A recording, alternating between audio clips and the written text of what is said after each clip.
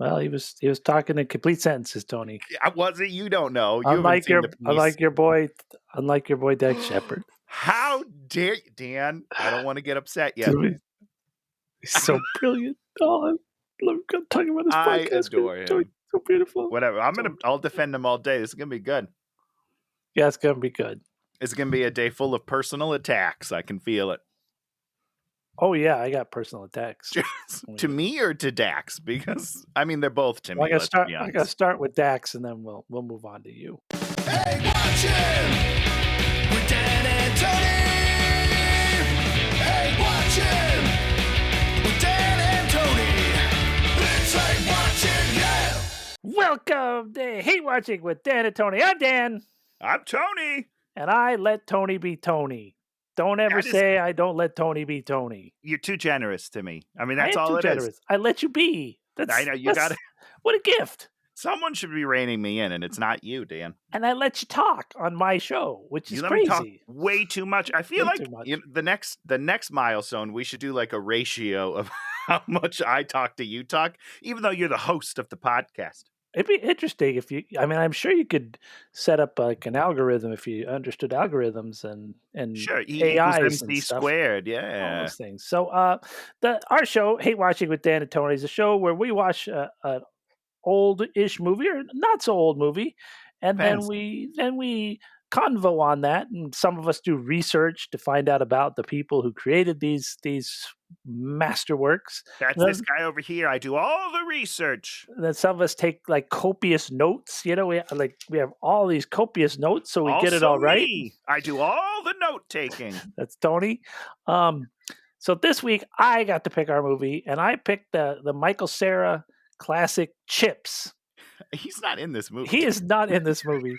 And I think I must have seen Michael Pena and like not wearing my glasses. And then I saw Dax Shepard in the background. His haircut made him look a little like Michael Cera, like, when he's like a quarter inch tall. Sure. So somehow I thought Michael Cera is in this movie. Nowhere to be found in this movie. I honestly, it's been a while since I've seen it, so I couldn't remember when you said it last week. But as I was watching, I was like, no, I don't think he comes. I don't think he comes into this film at all. I know you were like, I was like, he's the villain, right? And you were like, maybe I don't know. He plays one of the other people. It could happen. Listen, I don't have a great memory. I think we can all agree. If I don't watch the movies the night before we do the podcast, I don't remember a thing. So I picked the comedy classic CHiPs, which is like a soft reboot of the TV show, but from essentially in the comedy lane. What? Shots already fired. 2000 essentially it's what they call comedy, even though it's not funny. That's you, Dan. I think I came in at about three laughs. I think I'm in at about 3 in like the before the opening credits or like whole thing. I'm at about 3. Damn it! I should have wrote down all the. I mean, Tony just rolls on the floor. He just my side pretty consistently throughout this movie. I'm not gonna lie to you. I'm excited to talk about this. I'm excited to talk about what your issues are. Oh God, are we gonna do a deep dive and like psychoanalyze me? Because I'm not sure I'm ready for that. I will say two positive things about this movie. It's an hour and 40 minutes, which is absolute right nice time for this movie. Absolutely. There was no point in this movie where I was like, I hate the people that made this movie. I wish this movie would just end because it's so painful. Okay. But so it's not like I hated the people because of this movie. I just didn't find it funny, and I just found it to be just a mess from the writing and kind of directorial standpoint. On those two notes, we can agree. So but I find it directing and the writing, funny. But you find it funny, okay? And that's this movie has it knows what its lane is, and it ignores everything else to just 100% stay in that lane. Yes, sir. So, whether it works for the story or not, they know the exact bits that they want to get done, and they're going to put them in there. Whether they just, for some reason, in the middle of an action scene, duck behind a truck and have like a 2-minute conversation about licking assholes, they're going to put in things that they find funny, no matter what. And what? Tip of the hat to them. Let's but of course we got to talk about the giant behemoth, the huge ego piled in there, the triple threat writer, director, actor, auteur, Dax Shepard. This guy does it all. He podcasts. He's taken one for the team. Married Kristen Bell. He's done 2 amazing things in his life. Yes, it made it so no one else has to deal with her like on a relationship level. His podcast is great, by the way. Have you listened to it? I listened to like 3 minutes of the one with the Bozo the Clown dude, Bozo the wrestler, David Arquette. Got it. Okay. Got it. Yeah. You know, and he talks a lot. He got David Sedaris on there, so he must be doing something right. He seems like this. Good. He's like this Hollywood insider guy that everybody's like, "Oh, he's our man. Dax is our bro." Yes. But when it comes to like the real talent of everything, you know.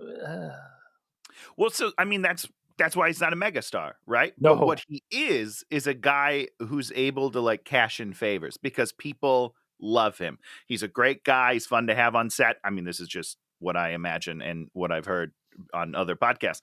But that's how we get shit done is people are just like, yeah, let's get Dax to do it. Dax is great. We loved hanging out with him for 3 to 6 weeks, you know? So he doesn't make movies that, you know, like I said, you want to kill him because of, but there is this Dax Shepard ego that sort of piled all in there, and it's you know, oh god, Dax is gonna Dax, baby. Dax, all right, you just got it. You either are on board or you're not. All right. So we need to start with his Wikipedia page. Okay, I can't believe it. And we cruise down the Wikipedia page, and it's like, here's all of his television, and then we get down to 2020 Jeopardy, the greatest of all time. And then we pan over. It's what role did he play? He played himself as a video clue presenter, 1 episode. Oh, beautiful. So he has basically on his CV that they came in and shot like a 13-second question that he asked on. I'm sorry, are you a Jeopardy tile, Dan? That's a huge accomplishment. All right. I bet he watches Jeopardy religiously, and when they called him, best day of his life. And then we also see 2021 Top Gear America as he himself hosts. I watched some of these clips. Holy moly. Top Gear is one of the greatest shows that television has ever produced. I don't know. I've never seen an episode. I can't agree or disagree. So when you watch Dax Shepard and Rob Corddry and random British guy try to do this in America, they did it one other time with these 3 other schlubs. Now, so it's a British show? Is that what you're telling me? Yeah, it's a British show. Are the British people also schlubby? No, British people are funny. Okay, those are not. They're funny and they're intelligent. Those are not good antonyms. Okay, and they're good writers and they're good presenters. But are they that type of person, or are they like well-kept British? Because you said Rob Corddry was one of the other hosts, right? Yeah. Both of those got Dax, Rob. They're not funny. Well, Rob's kind of funny. I find Dax way funnier than Rob, but they're both funny-ish people. But they're not what I would consider classy. Oh, you know no. Top Gear is not classy. Okay, that's what I was. Okay. Just want to make sure. So, so this is Dax Shepard. He's this guy you kind of go to because he's kind of a Motorhead guy, gearhead dude. Motorhead. Yes, he is. So when you're gonna make chips, he's like, sign me up. I'm your dude, and you get a movie. Was this movie successful at all? No. Nope. Oh. oh. I wonder why not.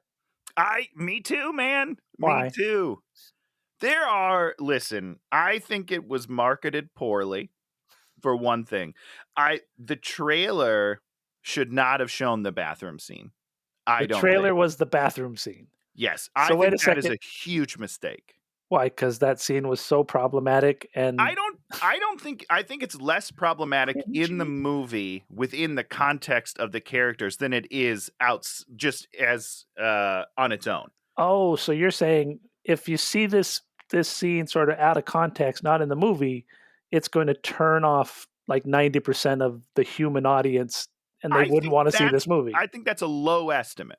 I think it's a 95 percentile because alone it's pretty bad. My wife and I watched that on Amazon, and she's like, "What is this? This is horrible." And yet, sorry, no, you say your thing. And I watched the movie, and that scene was right in line with the rest of the movie. And if you went to this movie expecting it to be different than that scene, you would not have found a movie that was any different than that scene. I disagree to a degree. Because I think the scene alone comes off extremely homophobic. Really? You mean, just like the rest of the movie? Okay. See, that's where I disagree. I think one character is homophobic and the other character... Do you think do you actually think Michael Peña's character is homophobic in this movie? Yes, I do. Do you not? That's where I no, not at all. Interesting. Okay. All right. So you're on board with, so they try to explain it. I think it's in the bathroom. Is it right before the bathroom where Michael Peña is like, you'd have to be gay for me to be homophobic towards you. Stop misusing the word. Something like that. I don't know if you remember that. I disagree with that notion altogether. The whole premise of this movie is if you don't want to look, I mean, we're gonna get very graphic in this one because this movie is graphic. It's pretty crude. But almost in a Porky's way, where it's just like we're going to be incredibly crass, but it's playful crass, and that is truly why I dislike Dax Shepard and all this stuff, because he stands there and says you're homophobic because you do not want to embrace a man and have your penis touch against this other man. That's what makes you homophobic. Yes. Right. Which is not correct.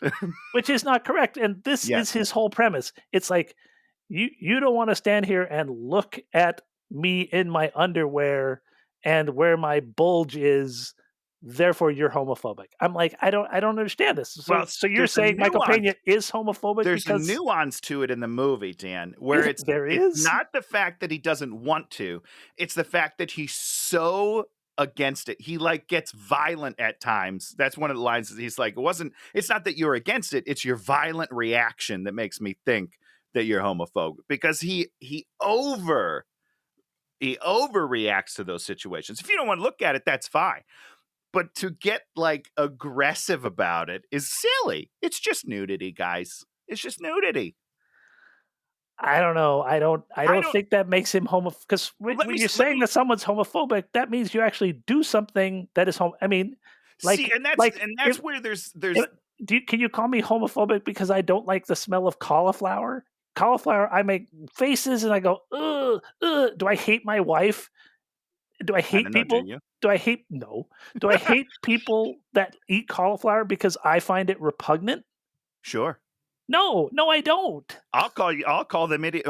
But broccoli. If you eat cooked broccoli, I hate you. He doesn't. I'll tell you that right now. You're the worst. He never does anything says anything bad about anyone that's homosexual or do anything. But that's the point. Is that there's these. It's not. So when I say yes, I think he's homophobic. I don't think he's homophobic in. We're probably getting in trouble for this podcast. Let's be honest. In a problematic way, I think there are undertones of homophobia that not only are in that character, but in a lot of us. A lot of people have those gut reactions. But there's a nuance to the movie, I think, that makes it relatable and funny, because it's funny to watch him react. But you see, that's the whole thing, is it's not relatable, and maybe it's funny to you and some people. Everybody saw that trailer and they were turned off by it. They did not think, "Oh, this is hilarious." I agree. I think that scene is the worst of all the scenes, and they don't even show the actual part of the scene that's funny to me. What, where you coincide to see him naked? What part of that scene is funny? That is always funny. To seeing Dax naked, he's gangly and awkward. But no. It's actually after it happens is when I think the scene gets funny. When they're talking through the bathroom, and he's like, Did I feel your face in my pubic mound? That's where the scene's funny. The actual act of it happening, not funny. Not funny. And until Michael Pena comes around and thinks it's funny, the scene's not funny. But once Michael Pena realizes, like, okay, that was pretty silly. I just put my nose and my lips basically on your package, and it's funny. And once he comes around, that's where the joke is. So if he's homophobic, shouldn't he like be angry at him? Instead, he like shares like a very important secret with him at that point. If he was problematically homophobic, that scene would end very differently. So wait a second. So you're saying there's problematic homophobia and then there's okay homophobia? Is that what you're saying? I don't think it's okay. I think there are levels to everything that I think as a society we kind of ignore. But I would argue that almost everybody I've ever met in my entire life has some sort of homophobia or racism or ageism. They're all inside a little bit. Sure, of course they are. Right, that's what I'm saying. And that's what this movie plays with. It plays with the undertones of it. It never does it in a way that's aggressive or, to me, problematic. Oh, but he's accusatory. Every time he calls that character homophobic, it's accusatory. Like, you're wrong. You're doing wrong. You're doing bad. But he's not doing bad. If it's just this casual homophobia that just it's because he doesn't like staring at men's crotches or rubbing his crotch against other men's crotches. If it's that kind of homophobia, why is he being accusatory about it? Well, because you're only looking at one side of the story, because it's both sides of the characters. If Michael Pena was the villain, if he was villainized for that, then then I'm on your side. But he's not. But he stands up for himself. He's accusatory. Dax's character is accusatory every time. But Michael Pena is never. He never gets defensive about it because he isn't homophobic. He does get defensive about it. He yells at him. He tells him, stop using that word incorrectly. Which he did. So does Dax Shepard take it back and say you're not homophobic and say that he did it, all that stuff was wrong? He was wrong throughout the movie. Oh, men don't apologize like that. But he does stop saying it eventually. So he eventually stops saying it. Why does he stop saying it? Because they have that conversation after the pubic mounds. Oh, there's growth. There's character growth in these that you don't pay attention to because you don't like it enough. It's the same when we talk about hit and run. I'm going to have some things to say about the same thing. Dax is all about small, weird character development, which I assume is from his actual life. I don't know. I don't want to I don't want to paint him in an incorrect way at all. But from what I see, he likes to put things that he's learned in his adulthood that he probably didn't know when he was younger, and he puts them in the movies in a comedic way because it's like, I can't believe I ever felt these things, and now let's talk about it. So what you're saying is you think Dax was homophobic in a real way, and in this movie he's yelling at his real way self who was changed through growing up. Yeah, I do actually.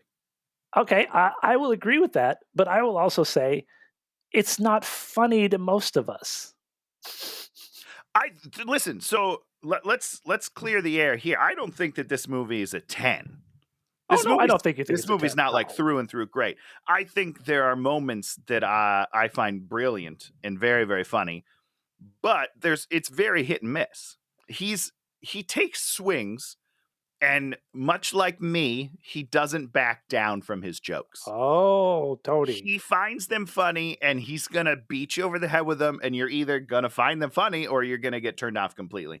And I respect it because I do the very same thing. Let's talk about the joke in Hit and Run. The one joke I got to that was like, okay, I'm done with this movie. I think I already know, but continue. Guy walks up to his car and says, "You got nitrous on this thing?" And he's like, "I don't have nitrous. Nitrous is gay." Well, that's not the word he uses. He uses a very derogatory term. Oh, he uses a derogatory, another he derogatory uses the F word there. It's the F word. Yeah.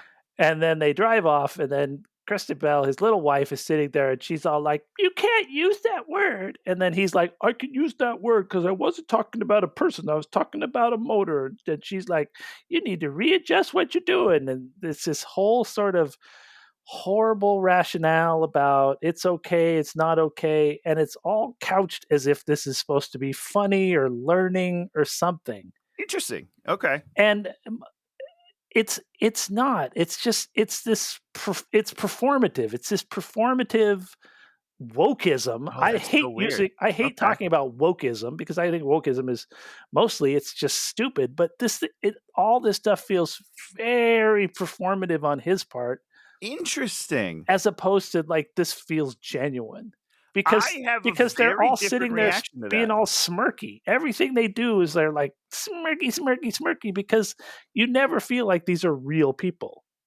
Interesting. That is so weird to me. I have the literal exact reaction to that. Not only do I find this super realistic, I guarantee you that very conversation is a conversation that those two people had Oh, in real life. I'm sure it is. 100%. But And that's what I love about it. Sorry, continue. I completely agree with that. I find it not at all funny. I find it performative because they're talking about themselves. They're not Yeah. talking about, they have not created these two characters. Correct. They're doing themselves, and it's like the people that can sit there and have these grand gestures of beginning to understand themselves. And that's another thing I hated about CHiPs was people like Kristen Bell and Dax Shepard who live in multi-million-dollar mansions and get everything in their lives handed, not like get everything handed to them, but just live in this mega 0.1% existence that I'm not saying he doesn't deserve it. It's like, fine, people end up in those situations all the time. But it's like to spend all this time doing this performative stuff to say, I may be this thing, but I'm learning and you can learn too. That's it.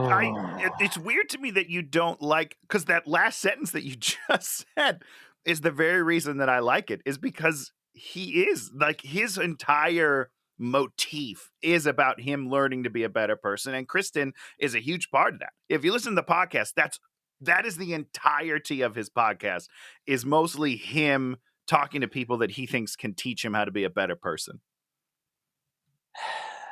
And I love it. I think it's very genuine. I think it comes from a great place, and I love that guy for it. That's why I'm a Dax fan. I guess I understand what you're saying, but it's like, I don't want to see you reenact your life in a comedy movie. It's like, I get it.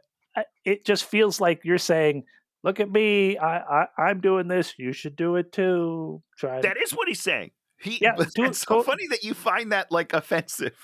Go do it in a podcast. Offensive is the wrong word, but yeah. Because I don't think nobody's buying it. I buy it 100%. Not only that, but You're the only one. You're the only one buying Hit and Run. We rewatched it again this week as well. I know you didn't even. First of all, before I say what my point, this is not what I thought you were going to say was the moment. I don't think you got to the actual moment of the film where 98% of the audience would turn it off, which we should talk about at some point. But oh god, I love watching it because I'm watching that scene. I'm like, God, I feel like I've had this conversation before. I've never said the F word, let me be clear, but there are the things that I do that upset my wife, that she's like, you're being this, you're being that. And I'm like, I'm not being that. Here's the reason why. She's like, yes, you are. And I'm like, okay, I am being that, but I don't feel that. So let me see. So I relate and I enjoy it because I see. It's very realistic to me. Their relationship is your relationship. 100%. I see. In that movie, not in CHiPs. Let's be clear. The CHiPs, Kristen Bell, Dax Shepard relationship is not stupid.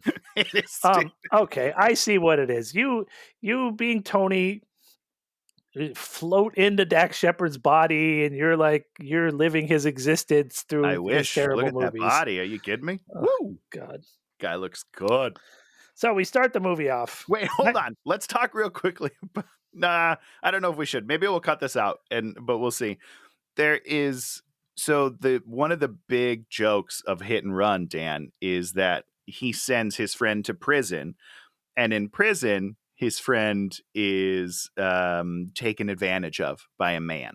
Okay. And so his friend is very upset, and that's why he's mad. He's not mad that he went to jail. He's mad that he got taken advantage of in jail. And there's a whole scene where Dax is just trying to figure out what type of guy did it, what race the man is. And he's like, was it a black guy? Was it a Mexican guy? See, Tony, you're laughing. I'm laughing because it's so inappropriate. Like it's beyond like when you watch that scene, you're like, oh my God, who read that film and was like, we should put that on tape. And I guess that's part of my problem is it's like these movies are like they're half steps of these things. It's like if you want to go and make like a comedy about somebody that's truly horrible and talk about stuff that's incredibly rude, well then go there. This stuff it's like, oh, ass licking. Oh, I ate her out in the ass and ass licking this and that. I'm just like, okay. Again, some of it doesn't work. The entirety of this eating out the ass bit in Chips falls totally flat. Oh, well, we're going to talk about the. Okay, let's get to Chips. We're 20 minutes into the podcast. Let's start the movie. We start off with Michael Pena. He's in Miami. We do this whole.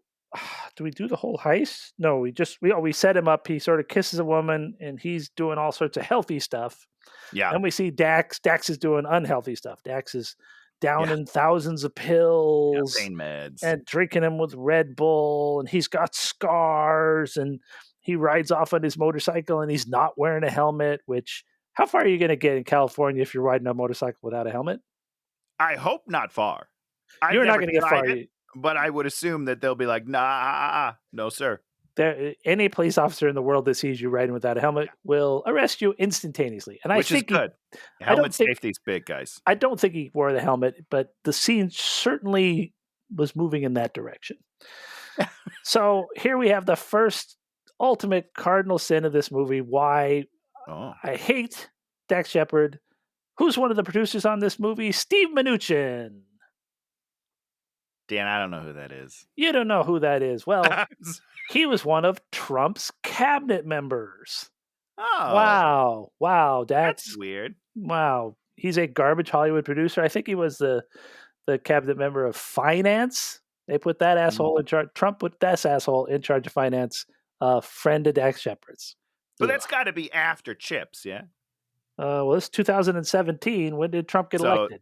Yeah, no, I guess. Yeah, I guess they were. Yeah, maybe. Hey, I'm sure. Get money where you get money. But Dax Shepard's out there because he doesn't want paparazzi taking pictures of his kids. That's what's important. Is that a thing? That's one of his big things, and I think it's an important thing. But actually, I thought I'd burn in here right there. I feel like. Oh yeah, he hates the paparazzi. We see a bunch of paparazzi killed in this movie. Holy shit! What a weird. Okay, let's wait. Let's get to that.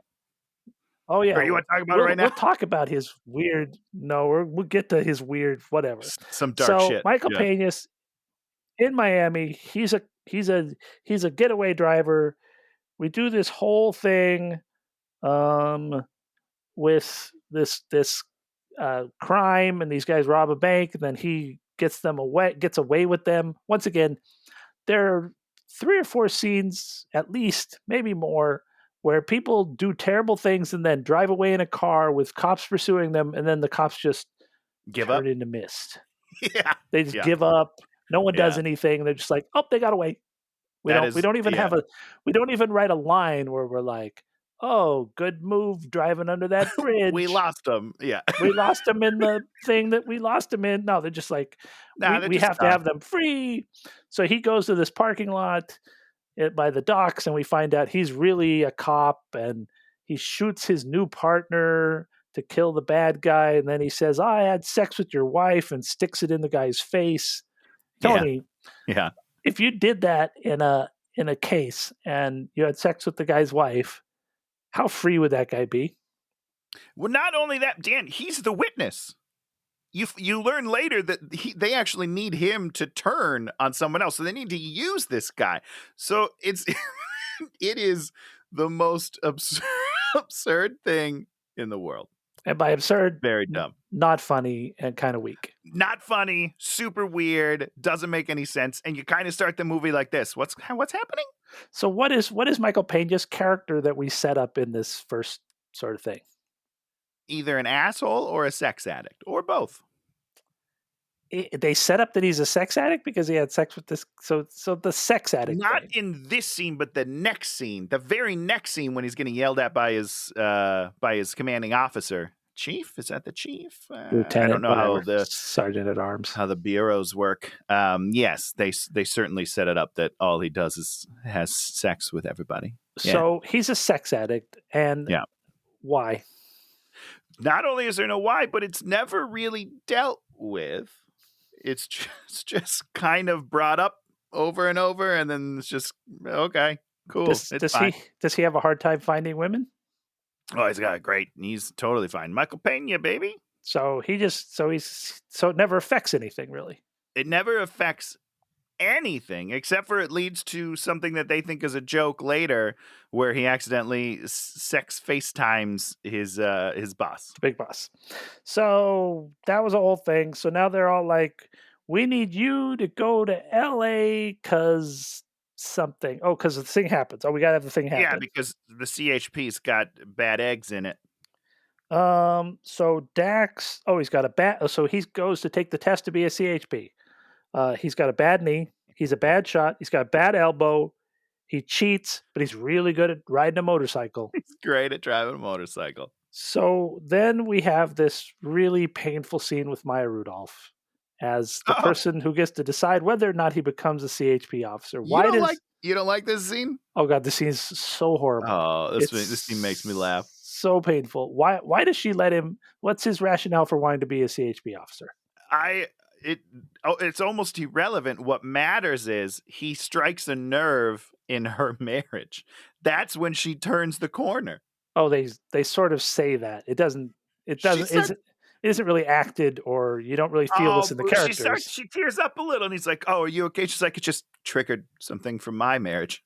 So you don't know why he wanted to be a CHP officer?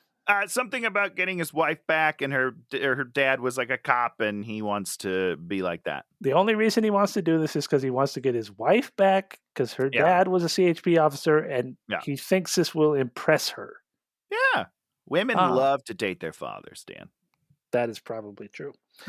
So she's like, okay, because you have a similar story to my story, which isn't similar to my story at all. Similar. That's what the joke is, that it's not even close to similar. It doesn't make any sense at all. And then she's like, you remind me of my husband.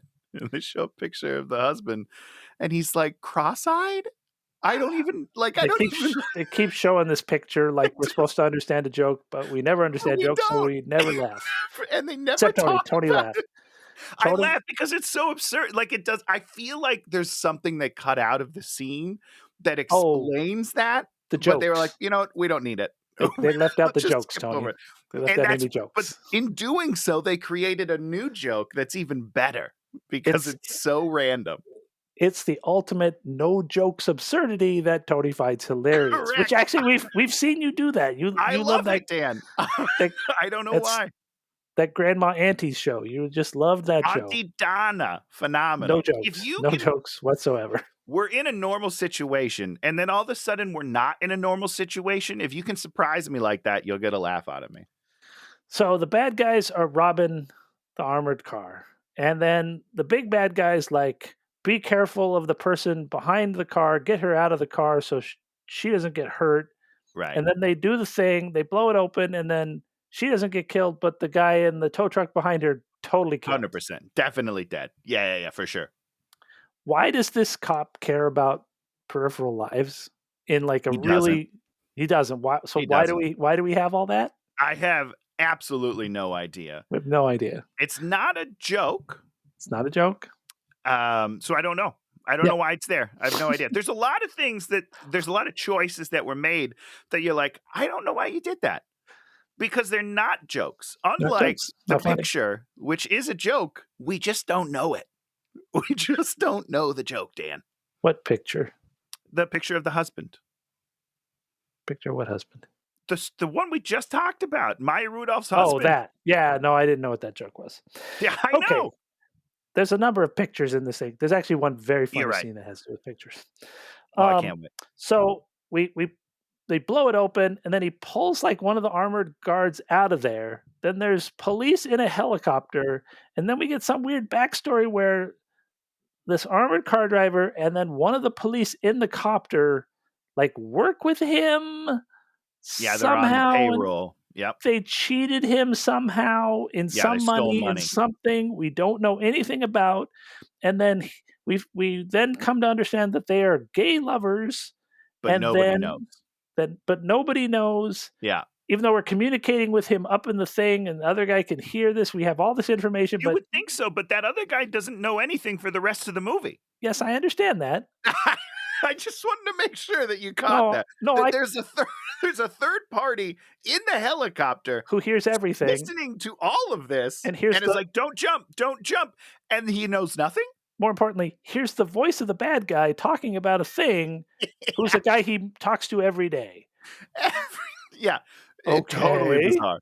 Doesn't make any sense. Bizarre. Doesn't make any sense at all. And so he's like, if you don't want me to kill your boyfriend, you should jump to your death from a helicopter. Yourself.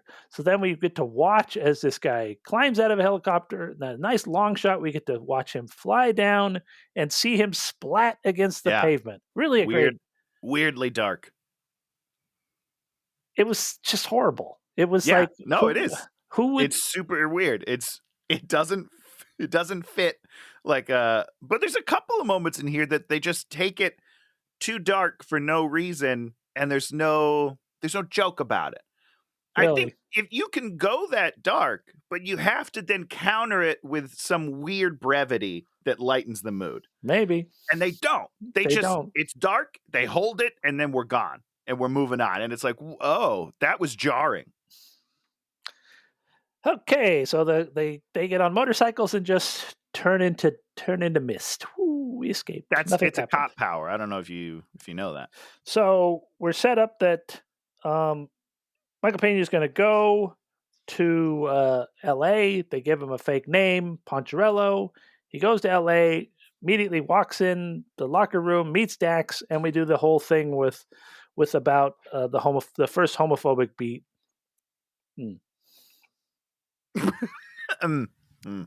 I liked it when Michael Pena yelled at him and told him to shut up and called him an asshole and then said, "I'm your boss. Stop doing these things," because he outranked him. But you know what? You know what Dax's character does? Constantly disrespects his ranking officer. 100%. 100%. Now we get to the scene we're going to talk about the most of all. Okay. The bad guy, Vincent D'Onofrio, playing a very bad guy, kind of terrifying, horrible. What a great actor, by the way. He goes to an underground art dealer and is going to buy a $14 million Mondrian painting so that when he crosses borders, he can sell this painting easily anywhere for the $14 million for a reason that... Why do we have any of this weirdness in this movie? Is that not how you launder money? That is not how you launder money. This is Dan. I understand I said that kind of in a joking tone. I don't know how to launder money. And to me, I was like, oh, that's a good plan. Because you take the bills that are probably tracked. Yeah, I understand. Get rid of those. You get a painting. You go sell the painting for different bills. And then you're scot-free. Okay, let's. Do you know what an NFT is? Dan, I think we covered that a few weeks ago. I have no fucking idea what an NFT is. Well, let me put it. I want some. I want all the NFTs. I want to be rich. Let me put it another way. Okay, talk to me. Art theft and art sales like that is one of the hardest things to do. Why is that? Because there's only so many of these Mondrians out there. Say of this type, maybe 50. I would be surprised if there's more than 50. I think there's less. I've seen the Thomas Crown affair, so I get art theft. So what you're saying is you can't just sell it to anyone. You have to find the absolute right person that has this gigantic amount of money, and it's not like you can put it on eBay. See, like real things that you can do this to is things like comic books, expensive comic books, right? I can go and buy $10,000 comic books, $20,000 comic books, and resell them because you don't know who they are. You can crack them from the case, whatever. There's lots of collectible type commodities that you can buy because there's, Spider-Man #1s, there's hundreds of them. Were we talking about Michael Jordan rookies where there's 700 of them and they're worth $750,000. Yeah, ridiculous. Boom. If I buy one of those, nobody's going to know, Sure. I mean, they're graded in the case, you can tell who it is, but it's like It's not like there's Mondrians that pop up all the time that you could just send it off to Sotheby's and do that. I don't know. I got 3 or 4 just hanging in my room. They're in little poster scrolls, just waiting to be hung up.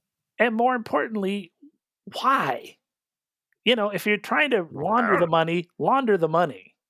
Which is what again? How do you do that? Oh, the idea what laundering money is you get all this drug cash, right? And so you have all this so far. You have all this cash. You can't just you can't walk into the bank with that, right? Right. Of course. So what you have to do is you have to clean that money. Buy an art piece and then sell it. Buy an art piece and sell it, or run it through a legitimate business as change. Like, you pay I have a casino, and so I'm always paying out money, and so you make the money disappear in one of those situations. But how do I get money back then? In that, or you can launder it through like a mega church. Think about that, right? I have a mega church, and every Sunday, all these people walk in there, and they put money in a little bowl that's handed around, and I get that little bowl. Not everybody. I never did it. There you go. Tony never did it. So what I do instead, so I say this weekend I got an extra $50,000. Well, that's 50,000 is dirty money that I just say came in as donations. Okay. That money's laundered. Okay. And you're never going to be able to trace that because you don't know who put money in that bowl. So that's what money laundering is. That's what you always want to do. But you can't do it into a high profile thing. And it's not like these guys. There's too many eyes on this plan. Mm-hmm. It's too easy to narrow down the people in the situation. Yes. And every painting is like Mondrian, there's a book, his catalogue raisonné, that says every painting he's ever done that everybody's ever seen. My question is, do you have to say it with the pretentious accent, or was that just something you added for fun? That is the word. When I'm saying the word, I say word. When I say catalogue raisonné, that's how you say it. Everyone says it. Raisonné. So it's just, I love it. And I was saying to my wife, I was like, why would anyone do this? And it's because Dax Shepard was probably sitting on an airplane and he's probably reading the Sky News or whatever, that stupid magazine, and it was talking about expensive paintings. And he's like, I'll write that into my CHiPs movie. I'll tell you right now, I bought a hook, line, and sinker because I don't know anything. So Dax and I on the same wavelength. Intelligent wavelength. Yeah. More importantly, a Mondrian of similar size and time period sold for $50 million in 2015. And he's saying it's worth $14 million? What an idiot. Did you Google that, Dan? Of course I Googled it. You just want to slap him right in the face with that number, didn't you? Check your facts. Dax? Ah! Check your facts. Check your facts, Jack. I love it. Okay, so now we're coming into the room. They're sitting there. All the girls are looking at Michael Pena. Oh, fresh meat. Yeah. He's cute, man. He's cute. He's like doing the winkies. And now the captain calls him Pantera, as opposed to his real name, Poncherello, that's written on a sheet of paper in front of her. Yeah. Why is that? Was that funny? Was it funny? Are you asking if it was a joke? Or are you asking if the joke landed? Did the joke landed? No, of course not. It's not even. I'm not even sure it's a joke. We did like maybe 3 or 4 of these getting his name wrong at the beginning, and then we go away from that. And then they drop it. Yeah, drop that bit as hard as possible. I assume at some point they were watching dailies and they were like, "Well, that doesn't work, does it? It's not really funny anytime we do it. Let's leave it behind." But you can't reshoot. They don't have the money. Now, Tony, if you were doing this movie, you would just keep hitting that, right? I would hit it twice as hard. Now every scene would have 2 or 3 name drops. And by the time this movie's over, that joke will have done 14,000 times, and you'll love it. It'll be the only thing you remember from the film. Very disappointing part of this movie when earlier, Michael Pena, when he was walking in there, he sees like the world's hottest woman, and then we never see her again in the movie. I don't remember that. I believe you. Stupid. Okay, so then we also do this whole thing about the uniforms being UPS uniforms, and they're brown, and they're ugly, and they're unappealing, and they're hated, and we do that like 3 beats kind of randomly in the middle of the movie, then we go away from that, and that's never funny. Yep. Well, but it pays off big time when they switch their uniforms for these weird blue ones that are also ugly, and somehow that's the joke. We're going to talk about those uniforms later. Oh my God. I can't wait. So he's popping pills constantly, popping pills, all the popping time. pills, I don't popping think you can pills. do that, by the way, when you're driving. I don't Well, think you can just pop pain pills and then hop on a police bike. I don't think that's allowed. Do you think that if you become a CHP police officer, there's any kind of drug screening? I would imagine yes. Okay. I would let me rephrase that. I hope that there is. I don't know. So I hope. We set up this other thing where Dax's character can't go into people's houses because there are smells in houses. Because of the smells. Yeah. What a weird. I wonder if that's just real. I wonder if that's just from his real life, because what a weird character thing to do. I mean, talk about making a non-functional human being. Yeah, 100%. 100%. And it happens every time they go somewhere. Every time they go somewhere. So they go to the first lady's house, which is the widow of the dude that killed himself. And there's like we have this extended shot of a cat's butthole, and yeah, that's weird. the only thing I really wrote down about that whole thing. Well, that's because it's really the only thing that I mean, it's mostly there's some conversation happening, but it's irrelevant to any sort of plot, basically. So it's really just a joke for Dax Shepard to like not like the litter box and then stare at a cat's anus for a little bit. Very strange joke. Very weird. So we then they go to lunch after that, and this is like we shift into it being a real movie for like about 2 minutes. That's because tonally we're loosey goosey. We're a little loosey goosey. Where stupid Dax's character actually was observant and made some good observations about this woman erasing the husband. So we're like, okay, that was nice. I was like, oh, character moment. This is nice. This is how we're going to make these two into, they're going to learn. But we have very few of these. Well, you don't want too many of them in a body comedy. You know what I mean? Body. You don't want to dilute it. So they're having lunch or something, and Pena says something funny because we do a whole couples therapy thing where he speaks, Dax's character speaks in couple therapy, which this character, whatever. I don't know what to say. Because he asked if he got closure, which is something a therapist would use. That's the joke. And then Pena says, you're acting like we're three beers into being intimate. You're 3 beers too intimate. Too intimate. It's a good line. It's a good line. Great line. Yeah. Great line. Very solid. So then we have what's his name? Ed Begley Jr., car chase, and then Pena doesn't want to put up with it, and so he kicks him in the knee to disable him. Just horribly aggressive. Yeah, it's oof. It's tough to watch. The only way to work with this kind of an idiot is physical aggression. I don't know if I want people to take that away as the moral of the movie. Do you think that's how you would treat Dax on set if you were being directed by him? Okay, great. Stop talking. Great. I'd say stop talking 3 times, and then I would kick him in the leg. So the bad guys are like, we need to get out of town. Kristen Bell, we go get to see him at home. Kristen Bell's like got a real boyfriend. It's what's his name? Josh Duhamel. And you're like, yes. Yeah, obviously. He's way better looking. I love Dax. I love Dax Shepard. Duhamel, any day of the week. Hello. So much more attractive. Yeah, beautiful. So we find he seems out really nice. I don't know if that's real, by the way. Yeah. I feel like he's a nice guy. Seems like a super nice guy. She's a total bitch in this movie, and everybody tells him. We get 3 or 4 beats of everyone telling him she's a bitch, and he's like, no. Yeah, he defends it because it's his wife, I think. Not really. She makes him live in the pool house. She's not his wife. So I was confused a little bit about is he just totally in denial and they are indeed separated, or like is she? I don't know. They're totally it's very separated. Strange. Very strange. He just lives in this random. Does he live in a pool house or just a random bedroom? He lives in she calls it the guest house because there's a line where he goes through the yard or something to get to the guest house, and she's like, "You're not allowed to go through the yard to get to the guest house." She can hear him from in the guest house. Yeah. How does that work? Sure.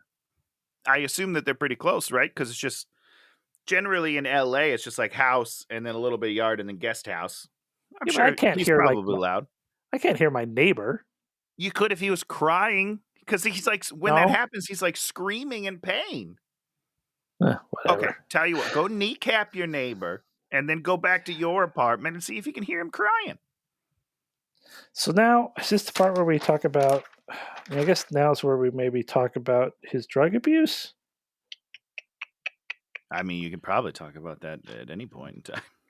Yeah, so there's like this whole thing about whether or not Michael Pena's masturbating or pooping or peeing a bunch. Yep. And then we find out that Dax only poops every 4 weeks because he's an opioid addict. Yep. Now, he's like a hardcore opioid addict, like to the point of it's going to kill him and it's very bad. Right, Tony?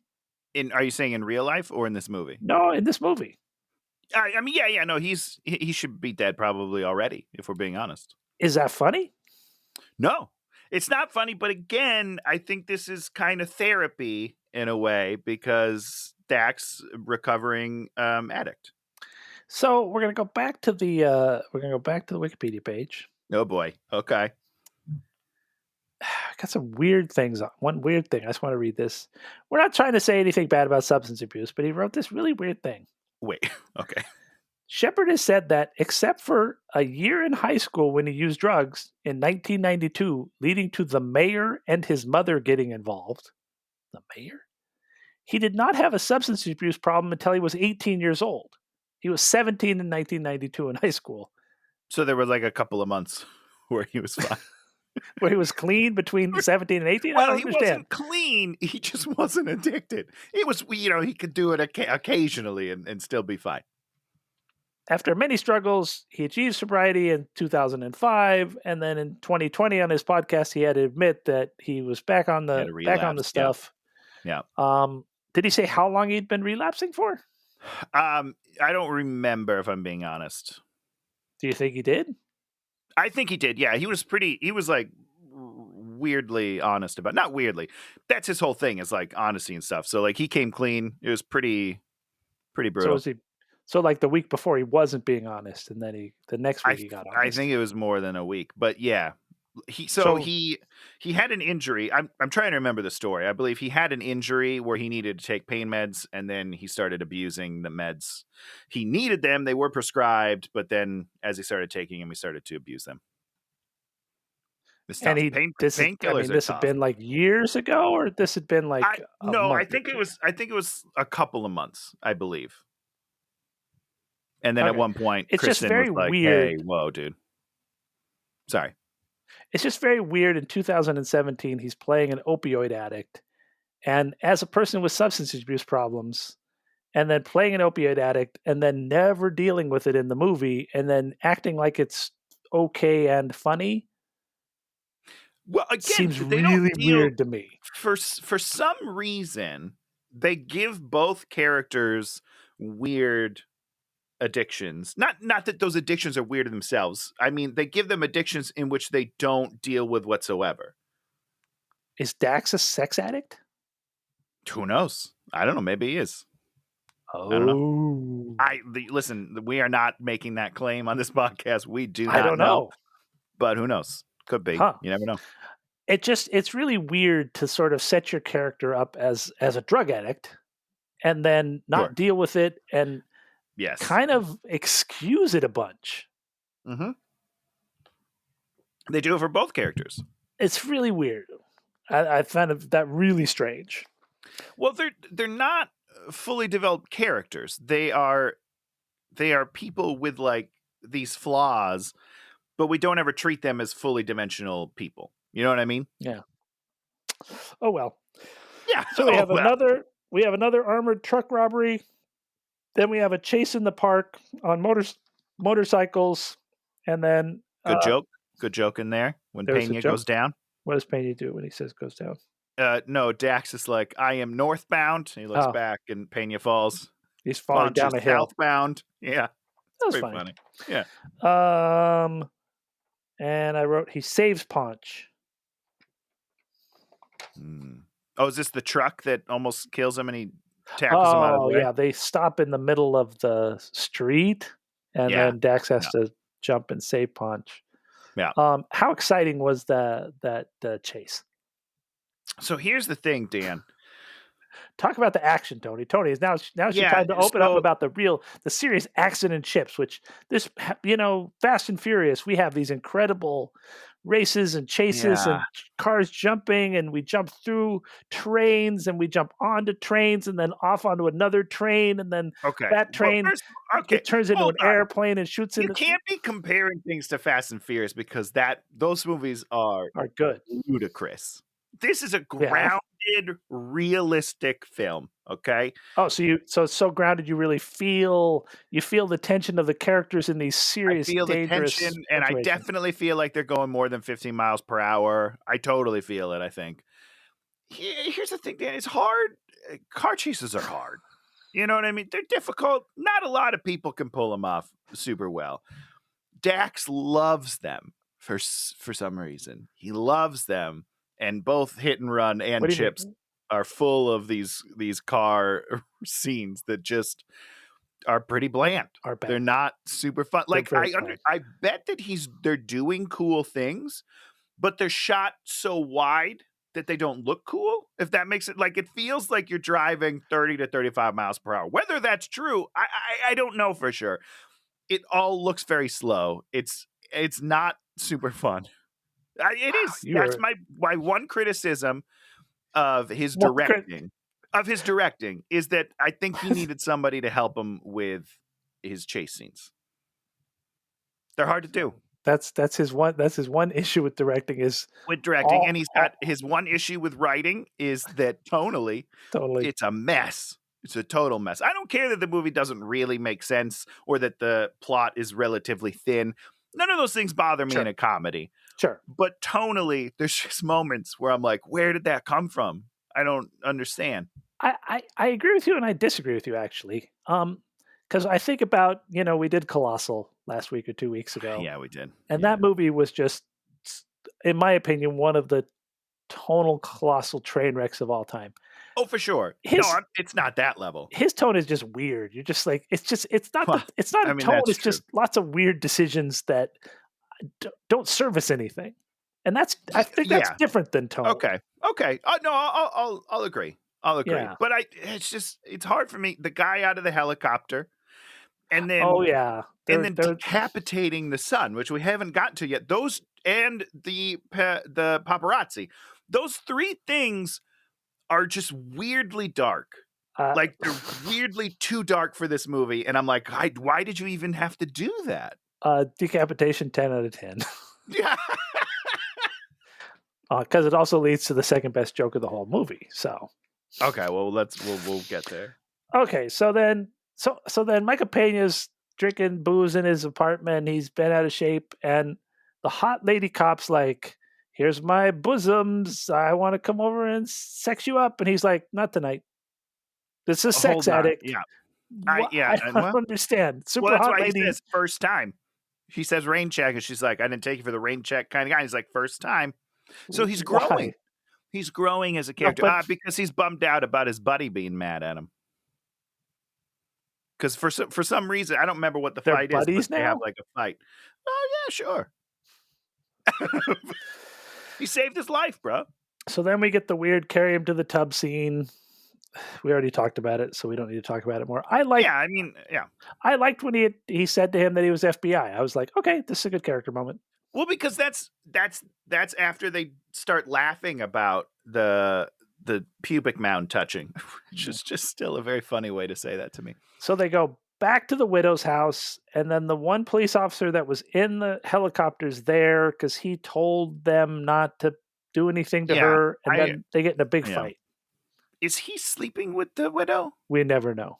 Okay, because I don't understand his reactions. And we also set up that there's another apartment that the dude had. Do we ever go there? I mean, they definitely talk about it. I don't remember if we actually go. So we have this big fight. Yeah. In the house, and at first it's just gratuitous. Let's break everything in the house. But then by the end, he's pulling these really weird pictures off the wall, and he beats the guy with the picture. Just that last beating with the picture, hilarious. It's freaking very fun. hilarious. And then the joke. There was a good joke too. He's like, "Oh, that was all. We did what we had to do." And then Pena's like, "Except for maybe that last one." It's like, okay, that's funny. And that's the movie I wanted to see, where instead of these extended bits, we really just we just did these weird things, and it just got weird. There's some of that in there. There's a little bit of it. You should be happy. There's some in there. Okay, and so I don't even remember what this scene is, but we're trying to figure out who the bad guy is. So we go and we see D'Onofrio, and he basically admits he's the bad guy. Yeah, well, 100%. And then in a very scary way. And then I think Dax says it. He says, and he hates koalas. There's like this hates koalas joke. I think that's when they're looking at the pictures in the car, and he's like, "Look at this! Is definitely the guy. He's a monster." And then reads about him, and that was one of the jokes. He's like, hates koalas. Of course, he's the bad guy. Yeah. That's such a good joke. That was probably my 100%. Favorite joke of the whole show. And some I mean, so he can write this actual absurdist stuff, but he wants to take us on this homophobic lesson and this therapy he's lesson. Very introspective, my Dax Shepard. He likes. Don't be he can do different things. He needs to pick a lane. Hold on. Pick a lane's not the right. It's not the right term. But for a movie, it doesn't quite know where it wants to be in terms. So that's why it feels. That's why I said tone. But it's just kind of all over the place a little. Yeah, if he was this. And that's why we always go back and we talk about Lethal Weapon. It's Riggs is out of control. Danny Glover's character is a family man who wants to survive to retire. Murtaugh. He wants to survive to retirement. That's it. That's all we need. We do not need that I'm having trouble with my wife, but I'm talking to you about counseling, and you're a sex addict, and I'm an opiate addict, but none of these addict things are dealt with. We just have them because we can write jokes around. It's somewhere in the middle, I think, is where we need to be now, Dan. Because here's the thing: there are movies that just do the types, the simple types, but nobody likes them anymore. Everyone's like, "Oh, it's been done before." So now everybody tries to add, and Dax, with his addict personality, he just adds, too much. Don't say that. I love it. So we find out the bad guy has a son who's a drug addict, and he's going to the drug house, passing the bad money. So we go there. We follow him. Another addict. I never even just watching outside. There's a whole thing, and then we bring that up multiple times about how I just want to get you safe and clean, and it's that's his whole motivation. Yeah, maybe you should clean up your life. Maybe that's the reason why your son is an addict, dude. Well, see, now you're getting deep, Dan. See, you're learning the lessons of Dax Shepard that aren't in the movie. Well, they're in there. They're subtle. Don't you worry. So we go to this horrible house, and Dax goes in the back. And there's this toilet that you're I just wish they, it's less cat butthole, more of the horrible toilet. Come on. Sure. Give Dan my question is, which toilet's better, Dan? This toilet or No Holds Barred? Which toilets do you like better? Well, No Holds Barred, they did the joke. That's true. He just pans across the toilet. That's true. You're right. He'd rather spend time on a cat's butthole than on a filthy toilet. Okay. All right. So we end up with a big motorcycle chase. Vincent D'Onofrio somehow has a SWAT vehicle in his garage. Yeah, pretty cool, right? I have to imagine LAPD has a couple thousand of those that they just give out randomly.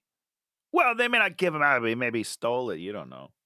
Oh, that's when the paparazzi get killed. Some paparazzi get killed by a vehicle, and then they laugh about it. They're like, tee hee hee, paparazzi died. It is so weird, Dan. I mean, they show it so for the people that didn't watch it, which is everybody, all 8 people that are watching this at best, there is a Hummer, a large vehicle driving down the road. There's paparazzi surrounded around these people, and the Hummer just drives through 3 or 4, and it shows them bouncing off the fucking hood.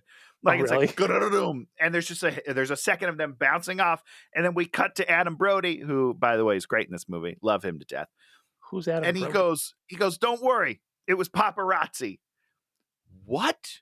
They're cops. They all kind of laugh. Yeah, they like No, laugh it off. They just murdered 4 civilians in a horrendous way. It was very strange. So very, very weird. We end up like on the 3rd Street Bridge or 4th Street Bridge, whatever that bridge downtown. And the bad guy's like cruising on the motorcycle, and then somehow there's like a tow truck trying to turn this thing over, and so there's this cable, and the guy just rides right through it, and his decapitated head goes flying into the windshield. Yeah, Hilarious. into a car. Yeah, it's dark shit, man. So then Dax's character gets hit by the SWAT vehicle, and he's way not injured like he should be. So here's my question. Because I'm honest, I'm still not sure. Are we to believe then that the paparazzi are also alive? No, they're super dead. Are they? Because we never really talk about whether they're dead or not. And Dax lives from a very similar injury.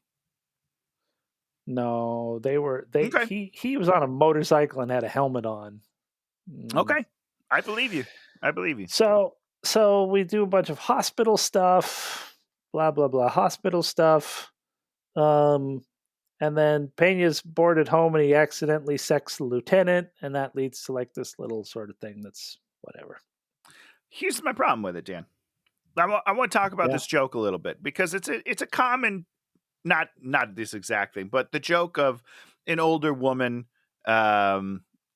being less desirable, right? Like that's like a joke. That's like a common joke on things. But this lady smoking hot. The thing that doesn't make sense, we skipped one scene, which is the scene I wanted to talk about. So Dax's character goes over there to see Michael Pena at his apartment, and he's got this woman that's not super attractive, like leaving. And they have like this kiss that is like very, very serious. You're like, yes, whoa, that's a kiss. That is a kiss. Yeah. You're like, she's hot, he's hot, things are going on. And then Dax is like, she's ugly, blah, blah, blah. And he's all like, whatever. He defends her. And I found that really offensive. Yeah.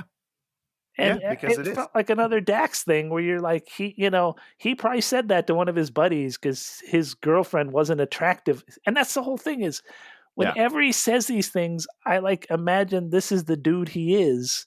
And he's like, I'm trying to get better. But it's like, yeah, but you said that thing.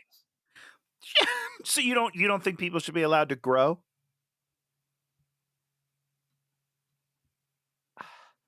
Oh boy. I mean, it's like, can the neo-Nazi get better? Well, sure he can, but I don't want to see him neo-Naziing and then trying to improve himself. I do not need to have you virtue signal this kind of stuff. Let's not compare. When Hitler marched into Poland. I mean, there are people that I would consider irredeemable for sure, but Dax Shepard not among them. It's just like you're trying to conquer. Oh my he's God. like trying to conquer all of his demons in one movie, and it's like, well, no, just two pick movies, your one you want to try to conquer.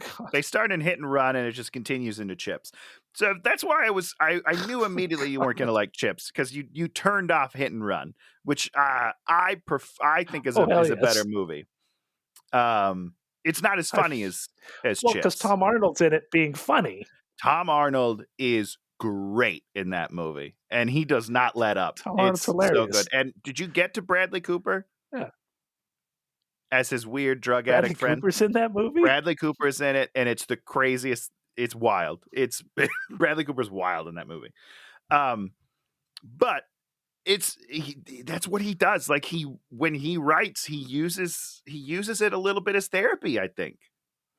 And I imagine it doesn't always work. I'm okay. I'm okay saying that. It doesn't seem to work with audiences. Well, yeah. Okay, so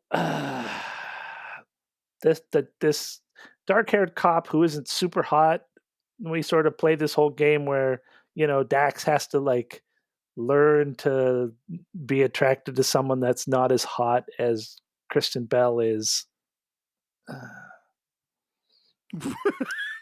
And then we have the whole big Wait, we have the whole big we didn't the whole finish. big We didn't ending finish talking scene. about the chief. Hold on, we got to talk about the chief on the cell phone. I wasn't done with my point yet.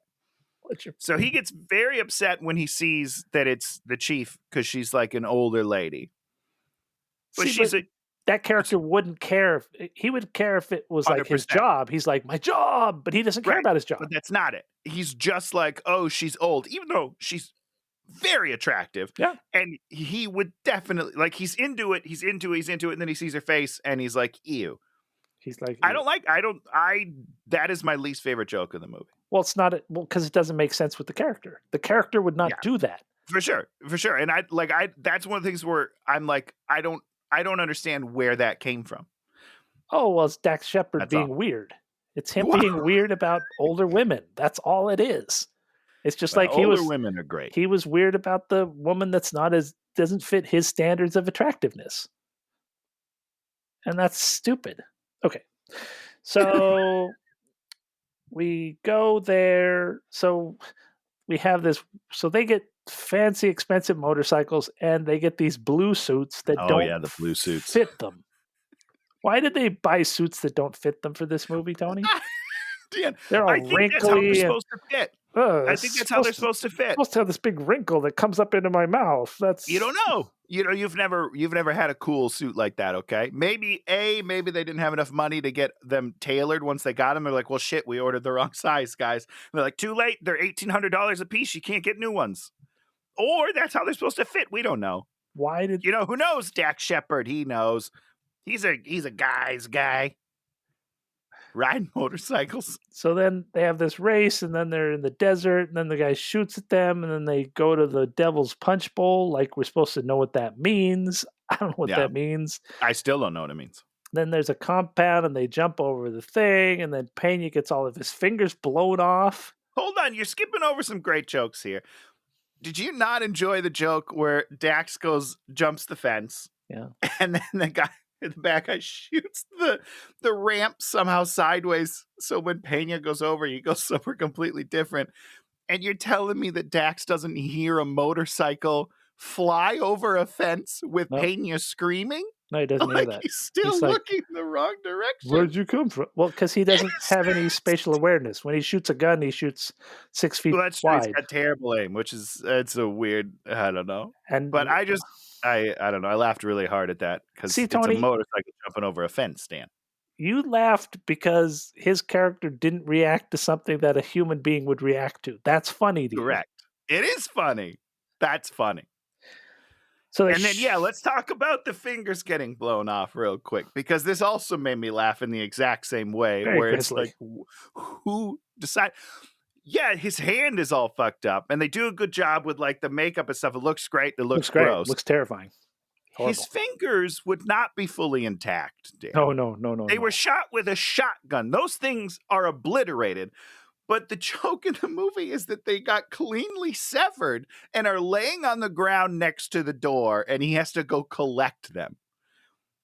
I laughed very hard because that is not correct. See, you're laughing at things that they do because they want to make jokes later. So crazy. Well, but do they? They don't even use it later.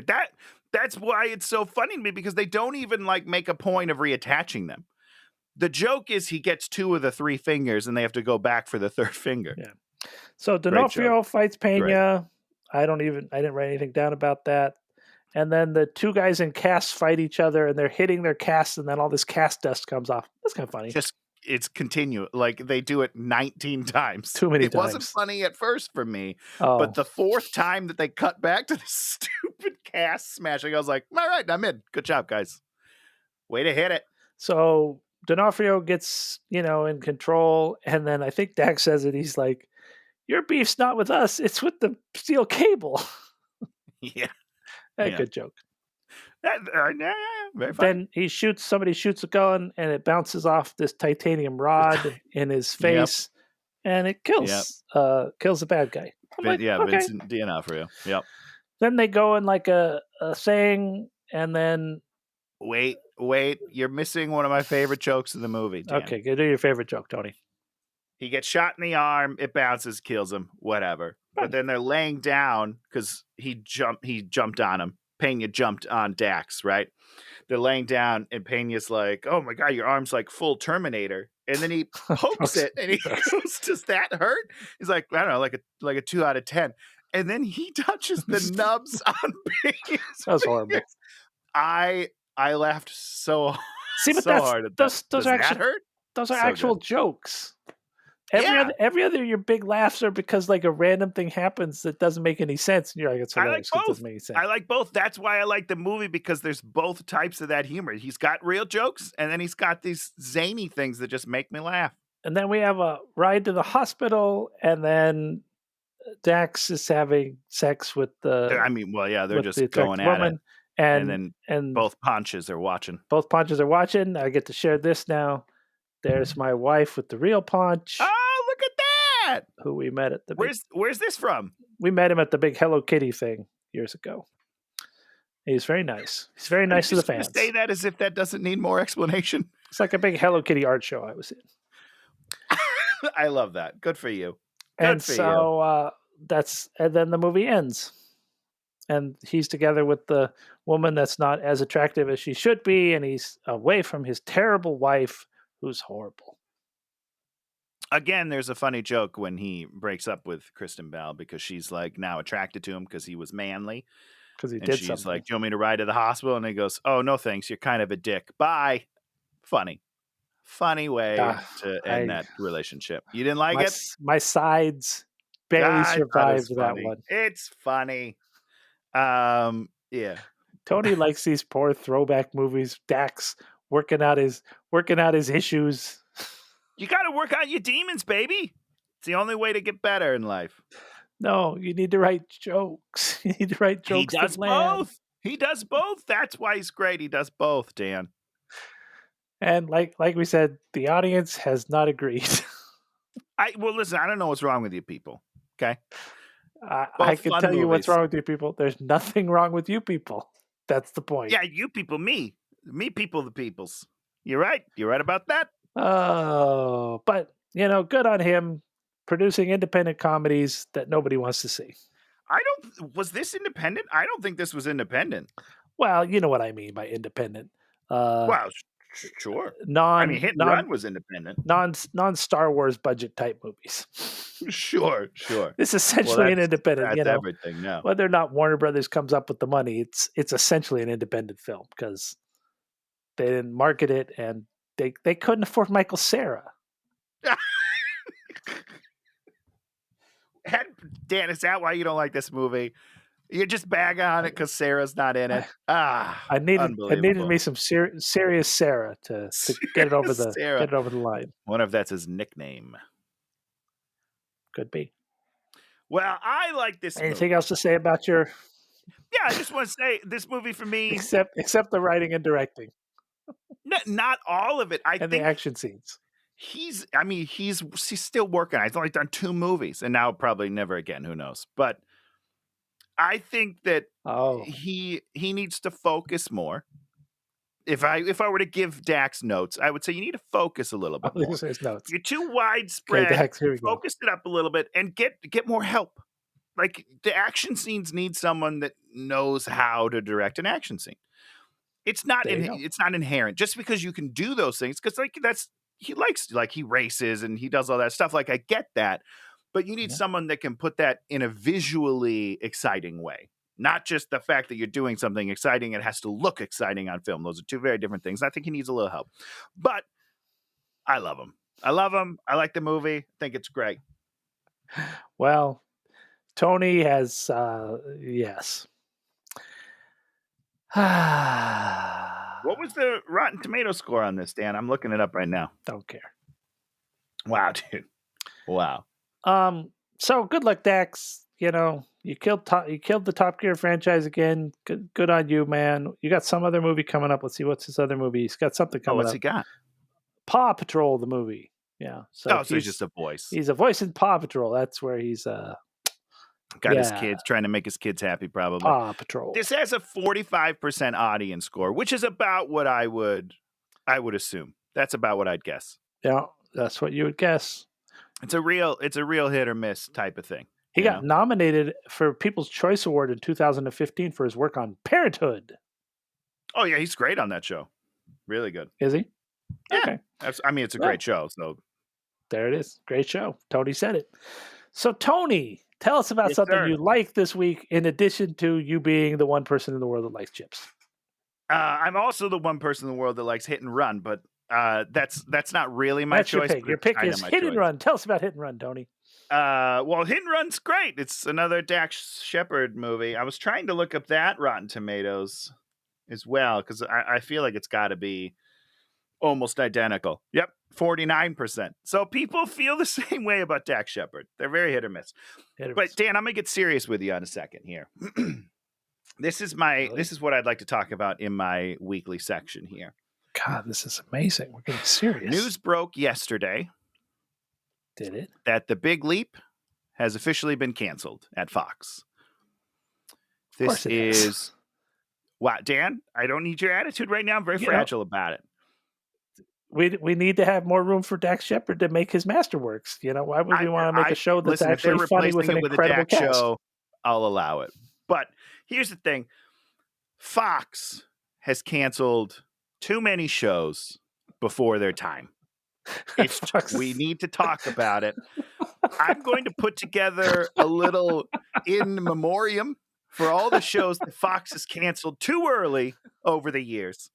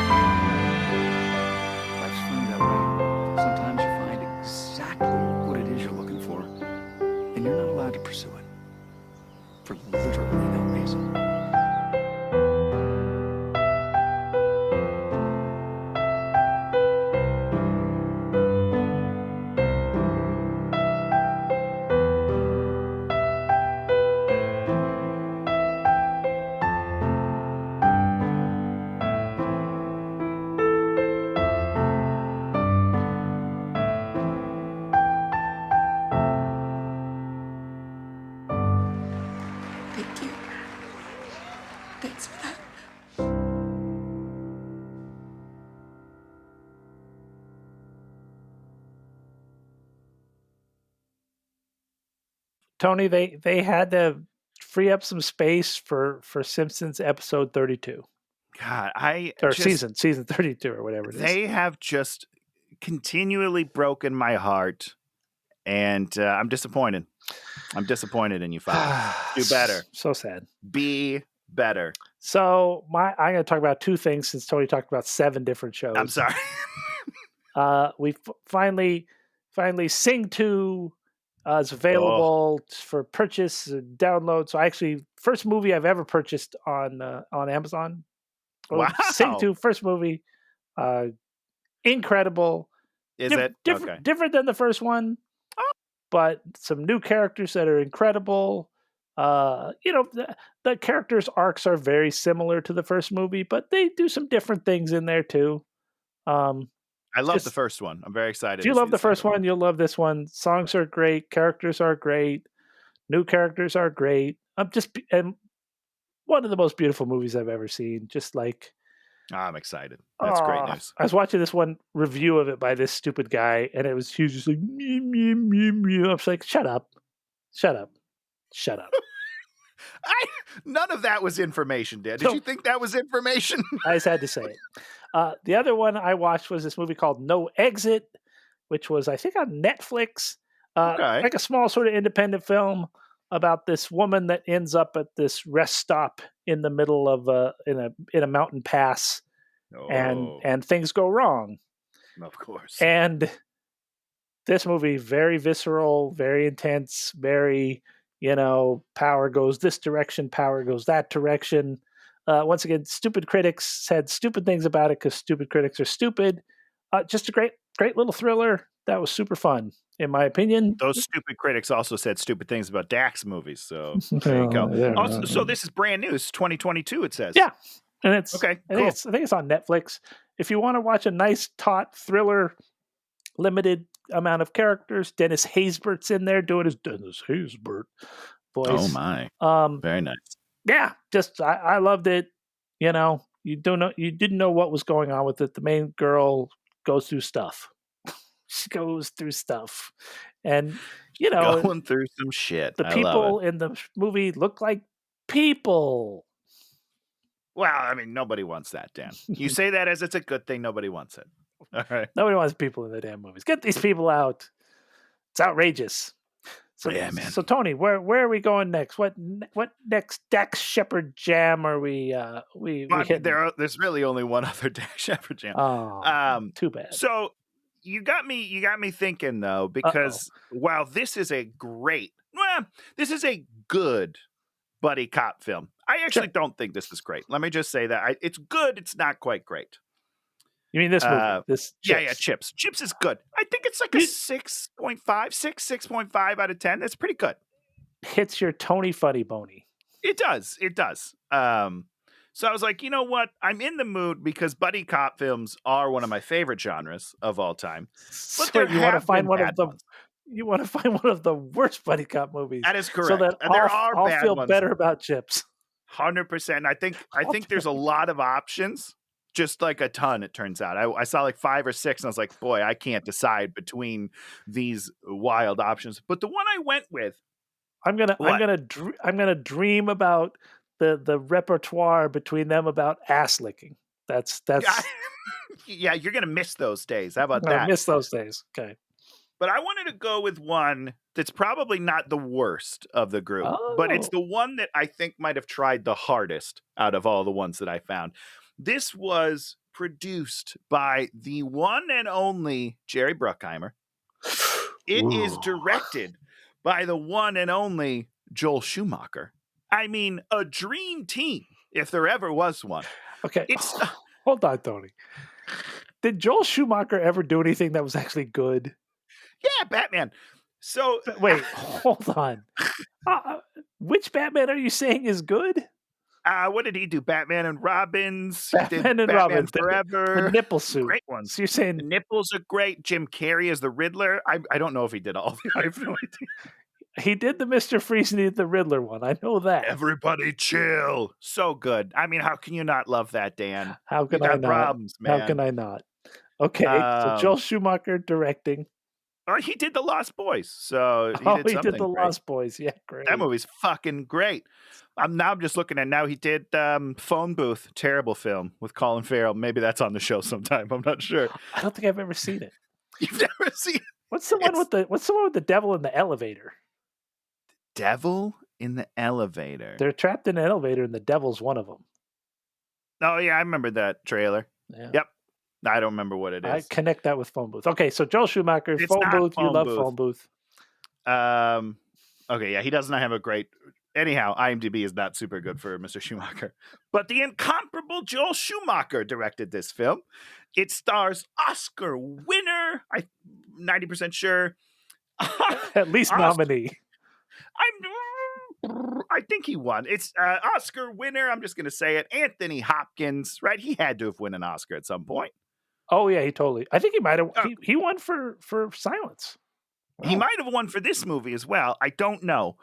I'll do some research. It also stars one of the greatest comedians of our time, Chris Rock. Do you know this movie? Nope, you don't. This is 2002's Bad Company. Did they film together in this movie, or did they film separately? We're gonna find out. I don't know. I don't think I'm pretty sure I haven't seen it. It sounds phenomenal. Basically, Anthony Hopkins, some sort of agent, FBI, CIA, I don't know. Chris Rock plays Eddie people. Murphy? He's a guy, he's an agent who dies, but then they find his long-lost twin brother to fill in on a mission.